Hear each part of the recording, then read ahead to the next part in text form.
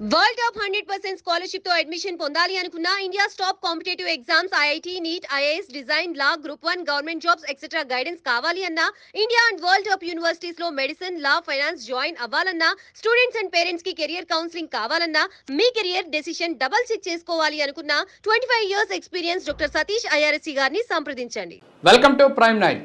ఈరోజు దేశవ్యాప్తంగా విద్యా వ్యవస్థలో ఒక కుదుపు దేశాన్ని మొత్తం కూడా కుదిపేస్తుందని చెప్పుకోవచ్చు. ఎందుకంటే కేఎల్ యూనివర్సిటీకి సంబంధించి అక్కడ జరిగినటువంటి ఒక భారీ కుంభకోణం అనుకోవచ్చు, లేకపోతే భారీ అవకతవకలు కావచ్చు, భారీ అక్రమాలు కావచ్చు, ఒక్కసారిగా బయటకు వచ్చినటువంటి పరిస్థితి ఏంటంటే అది కేఎల్ యూనివర్సిటీకి సంబంధించి నాక్ అక్రిడిటేషన్కి సంబంధించినటువంటి రేటింగ్ కోసం కేఎల్ యూనివర్సిటీకి సంబంధించినటువంటి యాజమాన్యం నాక్ సంబంధించినటువంటి అక్కడికి వచ్చినటువంటి ఇన్స్పెక్షన్ టీంకి భారీ ఎత్తున లంచాలు ముట్ట చెప్పినటువంటి అంశం సిబిఐ పసిగట్టి దాని మీద కేసు నమోదు చేసి ఇప్పటికే 10 మందిని అరెస్టు చేసినటువంటి అంశం దేశవ్యాప్తంగా విద్యారంగంలో ఒక భారీ కుదుపునైతే కుదిపేలా చేసిందని చెప్పుకోవచ్చు. ఎందుకంటే నాక్ ఇచ్చేటటువంటి రేటింగ్ని బట్టి ఆ కాలేజీ కావచ్చు, యూనివర్సిటీకి సంబంధించినటువంటి ప్రమాణాలు, విద్యా ప్రమాణాలకు సంబంధించినటువంటి రేటింగ్ అనేది ఇస్తూ ఉంటుంది.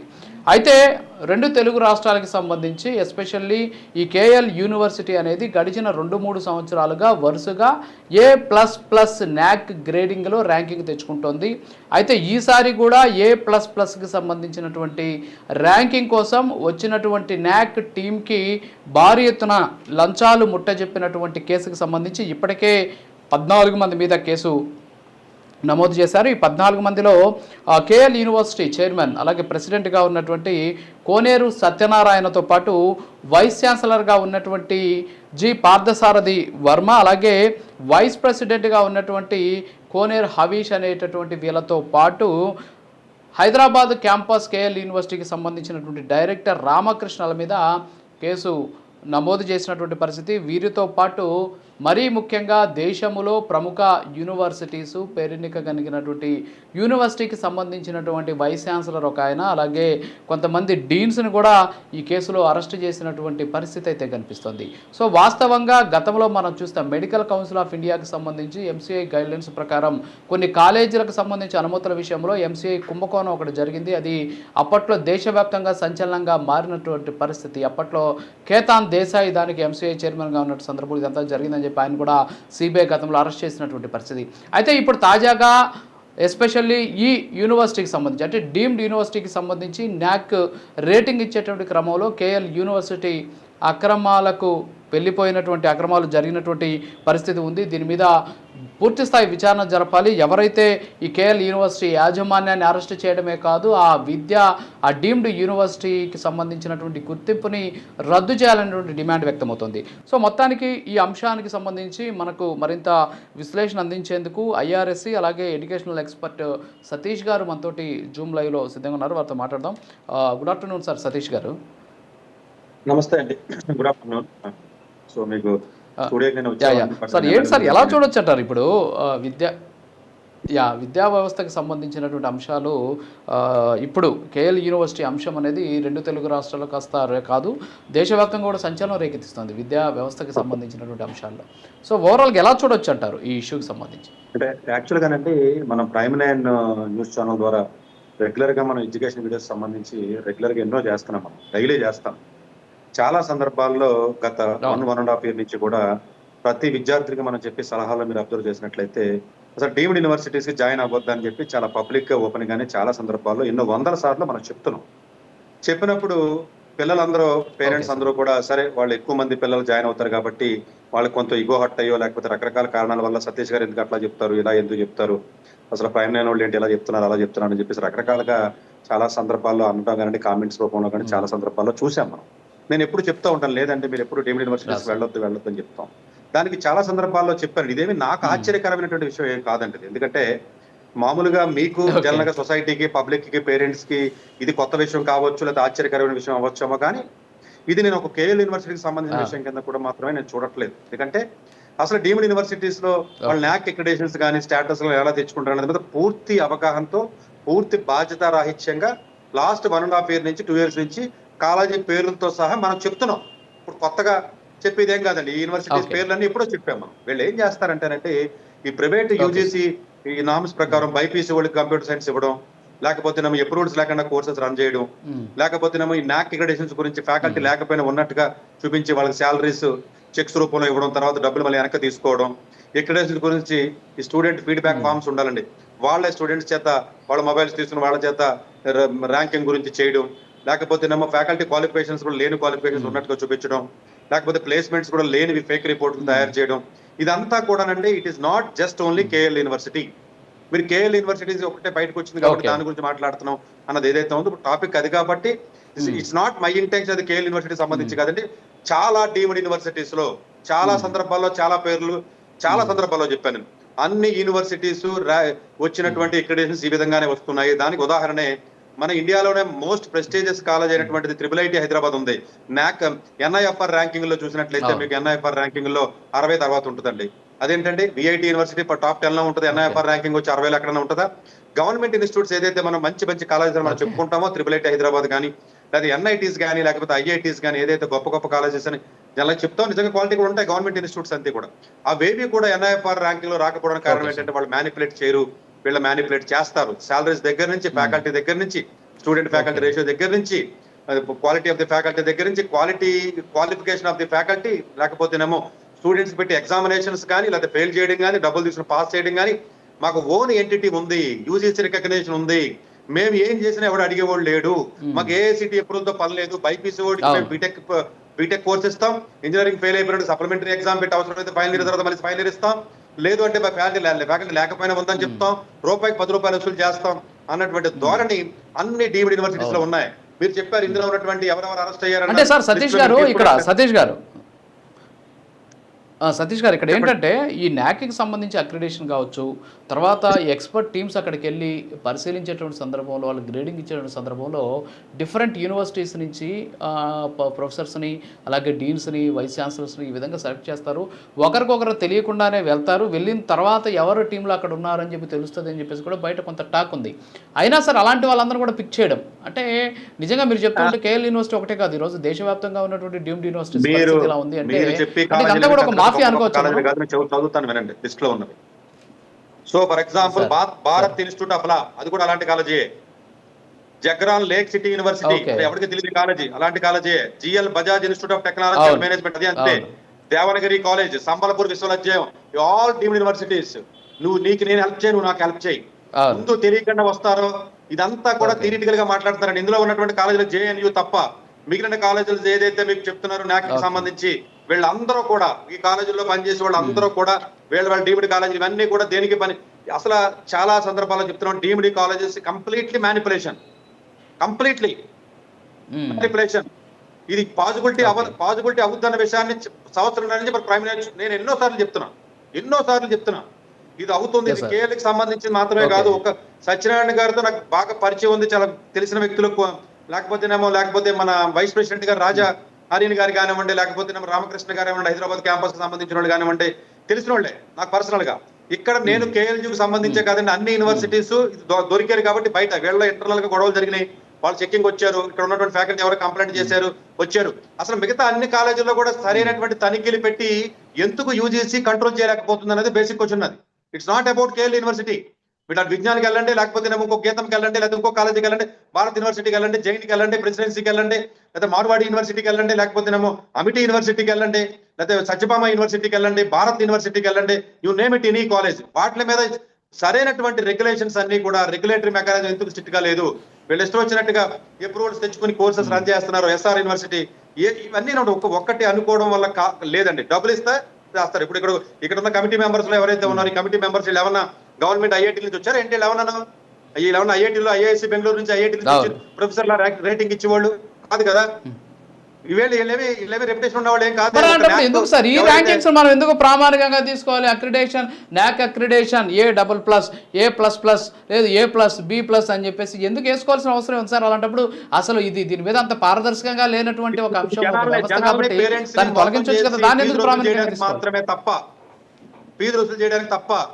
ఇదంతా కూడా జనాలు అమాయకులు, పేరెంట్స్ కి సరైన అవగాహన లేక కాలేజెస్ బిల్డింగ్లు చూసి గ్రాస్ చూసి వెళ్ళి జాయిన్ చేయడం తప్ప ఈ డీమ్డ్ యూనివర్సిటీస్ ఏవైతే ఉన్నాయో ఇవి కాదు, గవర్నమెంట్ యూనివర్సిటీస్ ఉన్నాయండి, వాళ్ళు మ్యానిపులేట్ చేయరు. ఇప్పుడు for example triple IT Hyderabad ఉంది, లేదా బెంగళూరు ఉంది, లేదా ఢిల్లీ ఉంది, లేదా త్రిపుల్ ఐటీ అలహాబాద్ ఉంది, జబ్లాపూర్ ఉంది, ఎన్ఐటి తిరుచి ఉంది, ఎన్ఐటి వరకల్ ఉంది. వీళ్ళు ఎవరు కూడా మ్యానిపులేట్ చేయరండి, ఏది ఉంటే అదే రాస్తారు, ఎందుకంటే గవర్నమెంట్ ఇన్స్టిట్యూషన్స్ కాబట్టి. వాటిల్ని మనం నమ్మాలి, వాటిల్ని నమ్మాలి మనం, అంతే తప్ప ఈ ప్రైవేట్ కాలేజెస్ ఏవైతే మీకు వచ్చినటువంటి కాలేజెస్ ఏవైతే అందరూ అంటే ఇప్పుడు ఆదిత్య యూనివర్సిటీ అనో ప్రైవేట్ యూనివర్సిటీస్ డీమ్డ్ యూనివర్సిటీస్ ఏదైతే ఉంటుందో వీళ్ళు డబ్బులు ఇస్తే జనరల్గా ఇవన్నీ వీళ్ళ యొక్క మ్యానిపులేషన్స్ ఎంతవరకు even Chandigarh university, Bennett university కూడా క్యూఎస్ వరల్డ్ ర్యాంకింగ్ లో కూడా వచ్చేయడానికి ప్రయత్నం చేస్తారండి. అన్ని దొంగ డాక్యుమెంట్స్ సబ్మిట్ చేస్తా ఉంటారండి వీళ్ళు. ఒకళ్ళ పేరు కాదండి, ఒకళ్ళని కాదండి. దీనికి వెరిఫికేషన్ ఏముందంటే క్రాస్ వెరిఫికేషన్ మీరే చెప్పండి. ఎవరో 10 మంది బృందం వచ్చింది, 10 మందికి మనిషికో 10 లక్షలు ఇచ్చారు, సంతకం పెట్టి వెళ్ళిపోయారు, అయిపోయింది, సింపుల్. ఏముంది ఇందులో? మీరే చెప్పండి ఏముంది ఇందులో? వీళ్ళు వచ్చిన ఏమన్నా రిప్యుటేషన్ ఉన్నటువంటి ఐఐఎస్సిఆర్ లేకపోతేనేమో ఐఐఎస్సిఓ లేదా ఐఐఎస్ నుంచో లేదా ప్రెస్టీజియస్ కాలేజెస్ నుంచి వచ్చారా? భారత్ లా యూనివర్సిటీ ఏంటంటే అదే సంబల్పూర్ యూనివర్సిటీ లేకపోతే దేవనగిరి యూనివర్సిటీ, ఆ పేర్లు ఎవరు? ఈ కాలేజీలో ఇవన్నీ కావాలని చెప్పేసి ఆ కమిటీల్లో అలాంటి వాళ్ళు వేయించుకుని వాళ్ళకి మేనేజ్ చేసుకుని చేస్తున్నటువంటి తప్పు కింద దీన్ని చూడాలి తప్ప it's not about KL university అండి. సో నేనేమి ఒక దీనికి ఇలాంటి వ్యవస్థకి సార్ ఫైనల్ గా ఒకటి చెప్పండి, ఇలాంటి వ్యవస్థకి చెక్ పెట్టాలంటే మనం ఎస్పెషల్లీ ప్రజలకు అవేర్నెస్ కావాలి. మీరు చెప్పారు ప్రైమ్ 9లో మనం గత కొద్ది రోజులుగా కాదు సంవత్సరాలుగా మనం ఈ అంశాన్ని లేవనెత్తుతున్నారు. మీరు కూడా చాలా విద్యార్థులను చాలా ఎడ్యుకేట్ చేస్తున్నారు ఈ అంశానికి సంబంధించి. అయితే ఇప్పుడు ఈ NAC A+ అంటే దాన్ని ఏమంటాం, బయట ఉన్నటువంటి అంశాలను చూసేసి మనం మురిసిపోతున్నాం. మేడిపండు చూడమేలుమే ఉండన సందంగా ఉన్నటువంటి పరిస్థితి ఈరోజు యూనివర్సిటీస్, ఈ డీమ్డ్ యూనివర్సిటీస్కి సంబంధించి. సో దీనికి శాశ్వతమైనటువంటి పరిష్కారం ఏంటి?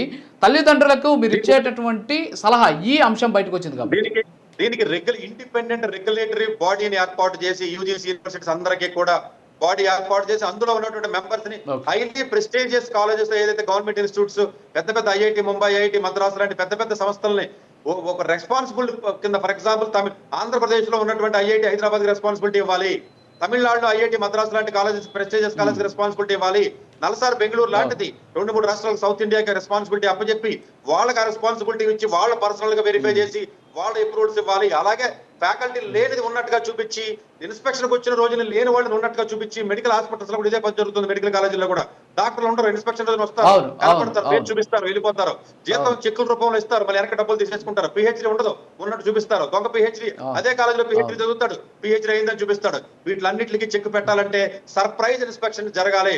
చెప్పి ఇన్స్పెక్షన్ రావడం ఏంటంటే, ఇన్స్పెక్షన్ అంటేనే చెప్పకుండా రావడాన్ని ఇన్స్పెక్షన్ అంటారు. చెప్పి రావడం ఏంటి ఇన్స్పెక్షన్ అసలు చెక్ చేయడానికి? చెప్పకుండా ఇన్స్పెక్షన్స్ రావాలి. దానికి దగ్గరలో ఉన్నటువంటి జోన్స్ కింద డివైడ్ చేయాలి. ఇండియాలో ఉన్నటువంటి పెద్ద ఇన్స్టిట్యూట్స్ ఐఐఎస్సి బెంగళూరు లాంటి ఇన్స్టిట్యూట్స్ ఇన్వాల్వ్ చేయాలి, చేసి అక్రిడిటేషన్స్ దగ్గర స్ట్రిక్ట్ గా మెజర్ చేయాలి.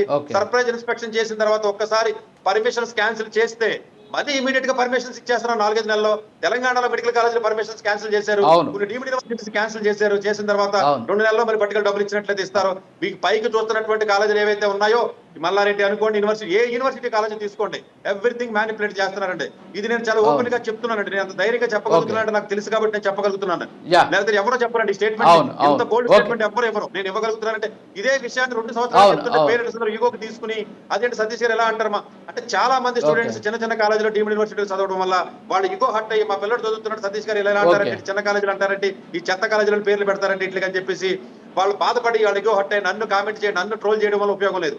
ఇది ఎన్నోసార్లు చెప్తున్నాను, ఇప్పుడు ప్రూవ్ అయింది. ఇదే కాదు, మిగిలిన కాలేజీల్లో కూడా పరిస్థితి ఇదే. సత్యబాబు కాలేజీ మీద సుప్రీంకోర్టు కేసు అయింది, భారత్ యూనివర్సిటీ మీద కేసులైనాయి.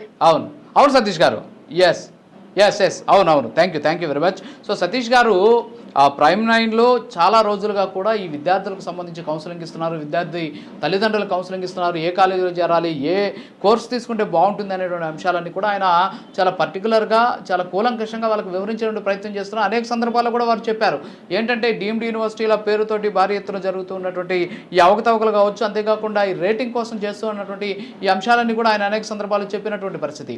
అయితే ఇప్పుడు కేఎల్ యూనివర్సిటీ రూపంలో అది ప్రూవ్ అయింది కాబట్టి సో ఖచ్చితంగా దీని మీద ఒక పారదర్శకమైనటువంటి అంశంగా ఉండాలి ఇది అని అనుకుంటే ఏదైతే ప్రతిష్టాత్మకమైనటువంటి సంస్థలకి ఈ బాధ్యతను అప్పగించాలి. అంతేకాకుండా డీమ్డ్ యూనివర్సిటీలకి న్యాక్ గుర్తింపు ఇవ్వడానికి మళ్ళీ అదే డీమ్డ్ యూనివర్సిటీ, అంటే అలాంటి యూనివర్సిటీకి సంబంధించినటువంటి యూనివర్సిటీలో ప్రొఫెసర్లని అలాగే వైస్ ఛాన్సలర్ అని చెప్పేసి ప్రైవేట్ యూనివర్సిటీస్ని తీసుకొచ్చి ఇచ్చడం వల్ల వాళ్ళకి డబ్బులు ముట్ట చెప్పడం. అంతేకాకుండా ఇందాక మనం చూసాం కేఎల్ యూనివర్సిటీకి సంబంధించి బంగారం, ల్యాప్టాప్లు, ఫోన్లు, డబ్బులు, సో ఈ రూపాలు అంటే రకరకాల రూపాల్లో వాళ్ళకి డబ్బులు ఇచ్చినటువంటి పరిస్థితి. సో ఇవన్నీ కూడా చూడాలంటే ముందు తల్లిదండ్రుల్లో అవగాహన రావాలి, విద్యార్థుల్లో అవగాహన రావాలి. తాము చేర్పిస్తున్నటువంటి విద్యా సంస్థల్లో ఉన్నటువంటి విద్యా ప్రమాణాలను ప్రత్యక్షంగా వాళ్ళు వెళ్ళి తెలుసుకున్న రోజు మాత్రమే వాస్తవాలు వాళ్ళకి తెలిసేటటువంటి అవకాశాలు ఉన్నాయి. సో అలా కాకుండా ఎవరో చెప్పారు, లేకపోతే రకరకాల రంగురంగుల బ్రోచర్లతోటో లేకపోతే ప్రకటనలతోటో గ్రాఫిక్స్ వీడియోలను చూసే విధంగా విద్యా సంస్థలు చేస్తే విద్యార్థుల భవిష్యత్ అనేది ఇరకాటంలో పడేటటువంటి ఛాన్సెస్ ఉన్నాయని కూడా సతీష్ గారు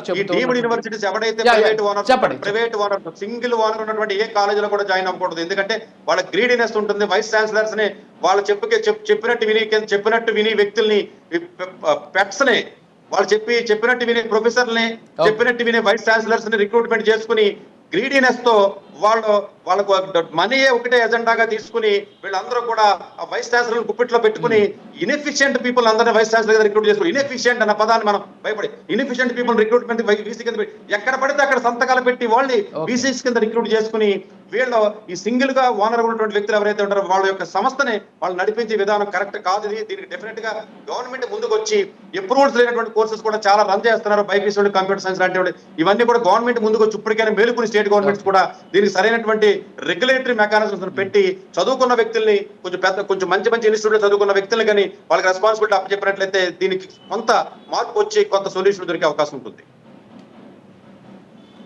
ఓకే థ్యాంక్ యూ సతీష్ గారు. సో ఇది ఇవాళ సూపర్ ఎక్స్క్లూజివ్. సో మొత్తానికైతే విద్యార్థులు, తల్లిదండ్రులు వాళ్ళ పిల్లల్ని ఆయా కాలేజీల్లో, యూనివర్సిటీస్లో చేర్పించే సందర్భంలో సరైనటువంటి నాణ్యతా ప్రమాణాలు ఉన్నాయా, విద్యా ప్రమాణాలు ఉన్నాయనేటువంటి అంశాలన్నీ కూడా తెలుసుకున్న తర్వాత ఆ విద్యా సంస్థలో చేర్చాలి అని చెప్పేసి సతీష్ గారు కూడా చెబుతూ ఉన్నారు. మరోపక్క డీమ్డ్ యూనివర్సిటీల పేరుతోటి కేవలం డబ్బే పరమావధిగా, సంపాదనే అజెండాగా ఈ యూనివర్సిటీస్ అన్ని కూడా పనిచేస్తున్నాయి. కేవలం చదువుని అమ్మడం కోసమే వీళ్ళంతా కూడా పనిచేస్తున్నారు అనేటువంటి వాదన కూడా వ్యక్తమవుతుంది. కాబట్టి సో కేఎల్ యూనివర్సిటీ తరహాలోనే దేశవ్యాప్తంగా అనేక రకాలైన యూనివర్సిటీస్ ఇదే తరహాలో న్యాక్ గుర్తింపు పొందుతూ ఉన్నాయి. కాబట్టి సో వాటన్నిటి మీద శ్రద్ధ పెట్టాల్సిన బాధ్యత ఉంది. అంతేకాకుండా ఒక రెగ్యులేటరీ కమిటీని ఏర్పాటు చేసి వాళ్ళ ద్వారా జవాబుదారీతనంతో కూడినటువంటి కమిటీ ఉండాలి అని చెప్పేసి కూడా వారు చెబుతూ ఉన్న పరిస్థితి. ఇది special super exclusive. Stay tune to Prime 9. Doctor ఏ సతీష్ గారు ఏపీ, తెలంగాణ విద్యార్థులకు సుపరిచితమైన పేరు. సతీష్ గారు 2001 యూపీఎస్సీ పరీక్షల్లో ఉత్తీర్ణులై ఇండియన్ రైల్వే విభాగంలో ఉద్యోగం సాధించారు. సతీష్ గారు చదివిన చదువులు engineering, MTech, MBA, executive MBA, MSc, MBA HR, MA psychology లాంటి పోస్ట్ గ్రాడ్యుయేషన్ డిగ్రీలతో పాటు డాక్టరేట్ కూడా చదవడం జరిగింది. డాక్టర్ సతీష్ గారు నిరంతర విద్యార్థి. అలాగే సతీష్ గారు పలు ప్రతిష్టాత్మక కాంపిటేటివ్ పరీక్షల్లో, యూపీఎస్సీ నిర్వహించే సివిల్ సర్వీసెస్ పరీక్షల్లో 159వ ర్యాంక్, అలాగే ఇంజనీరింగ్ సర్వీస్లో 24వ ర్యాంక్, గేట్ ఎగ్జామ్లో 4వ ర్యాంక్, క్యాట్ ఎగ్జామ్లో 99.8%, జీమాట్ ఎగ్జామ్లో 760 స్కోర్, ఇలా పలు కాంపిటేటివ్ ఎగ్జామ్స్లో మొదటి ప్రయత్నంలోనే ఎన్నో ర్యాంకులు సాధించారు. ఇన్ని క్వాలిఫికేషన్స్, డిఫరెంట్ కాంపిటేటివ్ పరీక్షల్లో ర్యాంకులు సాధించిన వ్యక్తులు మన ఇండియాలో చాలా అరుదని చెప్పాలి. ఇలాంటి అకాడమిక్ల పరంగా, కాంపిటేటివ్ల పరంగా ఇన్ని ర్యాంకులు సాధించడంతో పాటుగా గవర్నమెంట్ ఉద్యోగం చేస్తూ పలు అవార్డులు తీసుకున్నారు. సతీష్ గారికి జనరల్ మేనేజర్ అవార్డు జోనల్ లెవెల్లో, ఆల్ ఇండియా లెవెల్లో నేషనల్ లైఫ్ టైమ్ అచీవ్మెంట్ గుర్తింపులు దక్కాయి. అప్రిసియేషన్ ఆఫ్ ప్రెసిడెంట్ ఇండియా నుంచి గానీ lifetime Sevashri award from Andhra Pradesh మంత్రుల నుంచి అందుకున్నారు. వీటితో పాటు పలు రకాల అవార్డులు అందుకున్నారు. ఎన్నో ప్రతిష్టాత్మక ఆర్గనైజర్స్ సంస్థలో పర్మనెంట్ మెంబర్గా ఉన్నారు. కష్టపడి పైకి వచ్చిన వ్యక్తి కావడం వల్ల గత 20 సంవత్సరాల నుంచి ఎంతో మంది చిన్నపిల్లల దగ్గర నుండి 5, 6 తరగతి విద్యార్థుల నుంచి పెద్ద పెద్ద పీజీ, పీహెచ్డీ కాలేజీలకు వెళుతూ విద్యార్థులకి అవగాహన కల్పిస్తూ ఉంటారు. ప్రతి విషయంపైన డాక్టర్ సతీష్ గారు స్పష్టమైన అవగాహన కలిగి ఉన్నారు. డాక్టర్ సతీష్ బలంగా నమ్మే సూత్రం ఏంటంటే అవేర్నెస్ ఈజ్ ఎవ్రీథింగ్. మనిషికి అవేర్నెస్ ఉంటే ఏదైనా సాధించగలరు. ఒక్క మోటివేషన్తోనే కాదు, ఏది చెయ్యాలి, ఏది చేయకూడదు, ఎలాంటి డెసిషన్ తీసుకోవాలనే విషయాలపై, ముఖ్యమైన విషయాలపై అవగాహన కల్పిస్తూ ఉంటారు. అలాగే గవర్నమెంట్, ప్రైవేట్ జాబ్లే కాకుండా ప్రపంచ దేశాల్లోని జాబ్స్ పై కూడా అవగాహన కల్పిస్తూ ఉంటారు. ఉద్యోగాలతో పాటు పెద్ద చదువులైన ఐఐటి వంటి వాటిపై సెషన్స్ నిర్వహిస్తూ ఉంటారు. ఇప్పటి వరకు 3 లక్షల సెమినార్లు ఒక్క రూపాయి తీసుకోకుండా ఉచితంగా నిర్వహించారు. ఇందులో భాగంగా మన ప్రైమ్9 ద్వారా విద్యార్థులకి మోటివేషన్ ఇవ్వడానికి మీ ముందుకు వస్తున్నారు డాక్టర్ సతీష్ గారు. వరల్డ్ టాప్ 100% స్కాలర్షిప్ తో అడ్మిషన్ పొందాలి అనుకున్న India top competitive exams IIT, NEET, IAS, design, law, group 1, government jobs etcetera guidance కావాలి అన్నా, India and world top universities లో మెడిసిన్, లా, ఫైనాన్స్ జాయిన్ అవ్వాలన్నా, స్టూడెంట్స్ అండ్ పేరెంట్స్ కి career counselling కావాలన్నా, మీ కెరియర్ డెసిషన్ డబుల్ చెక్ చేసుకోవాలి అనుకున్న 25 years experience doctor Satish IRSC గారిని సంప్రదించండి.